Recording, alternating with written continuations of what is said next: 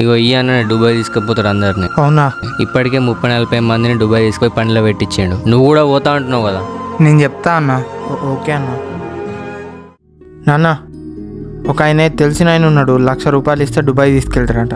మరి పని సంగతి ఎట్లా? పని కూడా చూసి పెడతాడట. నీకు తెలిసినోడేనా? తెలిసినోడేనన్నా. సరే పో. నమస్తే అన్న. నమస్తే తమ్ముడు. ఇగో అన్న డబ్బులు.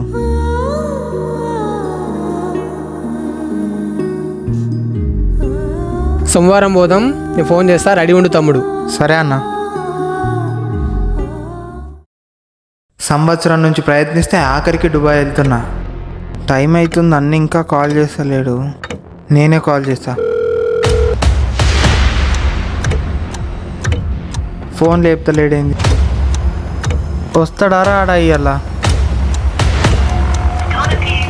ఫోన్ చేస్తే స్విచ్ ఆఫ్ అవుతుంది. ఇంత టైం అయినా ఇంకా రాలేదంటే ఖచ్చితంగా పైసలు తీసుకొని జంప్ అయి ఉంటాడు.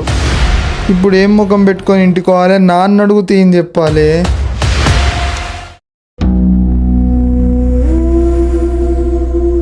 ఏమైందిరా మళ్ళీ వచ్చినావు? పోలే. ఆయన రాలేదు నాన్న. ఫోన్ చేస్తే స్విచ్ ఆఫ్ అవుతుంది. తెలిసిన అంటే ఎవరా నువ్వు? పరిచయం లేదు నాన్న.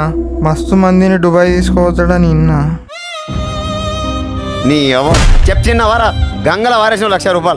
గన్ని పైసలు రా, గన్ని పైసలు. బొంద వారేసిన ₹1,00,000. ఏ నుంచి వస్తారా ₹1,00,000? ₹1,00,000 నాశనం చేసినావు వారా. నిన్ను ఇట్లా కాదురా, నేను నరకే పరిస్థితి అలా. ప్లీజ్ నాన్న, వద్దు నాన్న. ఆగు బాబాయ్, సంపుతావేందాన్ని? అరే ₹1,00,000 కూడా పెట్టేసేయండు. ఏమైందిరా?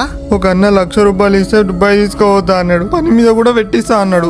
అప్పటికి అడుగుతూనే ఉన్నా, తెలిసినోడేనా నమ్మచ్చా అని. పోనీ బాబాయ్, పోయిన పైసలు తిరిగి రావు కదా అని ఏమనకు పో. నీ అవ్వ ఏం పుట్టుక పుట్టినవరా నువ్వు? అరే నువ్వు రారా నాతోని.